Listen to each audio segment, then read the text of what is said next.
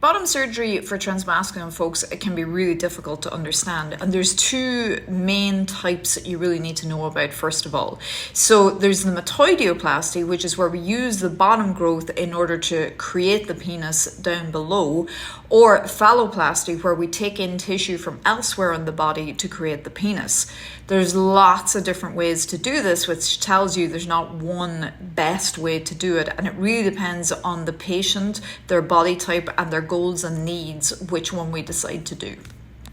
Metoidioplasty without urethral lengthening is probably the most simple type of bottom surgery I do for transmasculine folks. But really, once a patient's BMI is over 30, it's not very effective. And that's because a lot of the bottom growth can be hidden underneath the tissue. So we need to look for a phalloplasty option.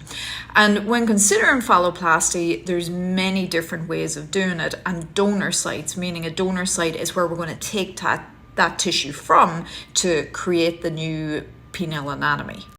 One of the more straightforward ways of creating a penis in folks with higher BMIs, so from let's say 30 to 40, is what we call the abdophallo. And that's where we're basically doing a tummy tuck and using the extra tissue down below to drop down and create the new penis, which sits out front. Usually we'll leave the anatomy underneath untouched, so patient will still pee from underneath, and that's where their good sensation, erogenous sensation, is still going to come from. So still going to be able to have orgasms, but not from touching the new penis.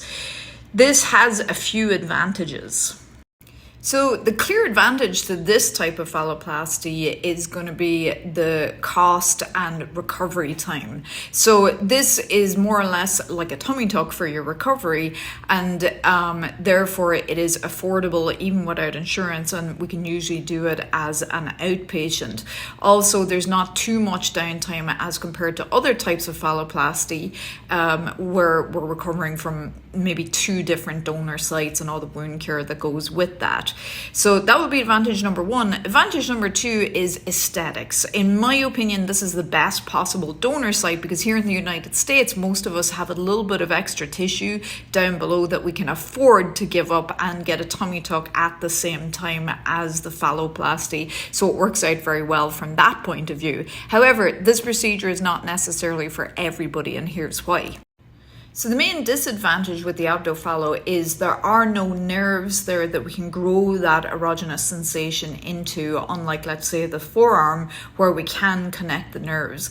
That will be one of the major downsides. Also, some of the techniques used to do urethral lengthening require extra skin, which isn't necessarily present in the abdophallo the first time around. It can be put in later, but that can be more complicated. So we don't usually do urethral lengthening with it. Those are the major downsides, but it does open up the opportunity for folks with higher BMIs and who don't necessarily have insurance coverage, and it also gives a very nice donor site because we can really masculinize the torso at the same time with doing a masculinizing tummy tuck at the same time as creating the penis.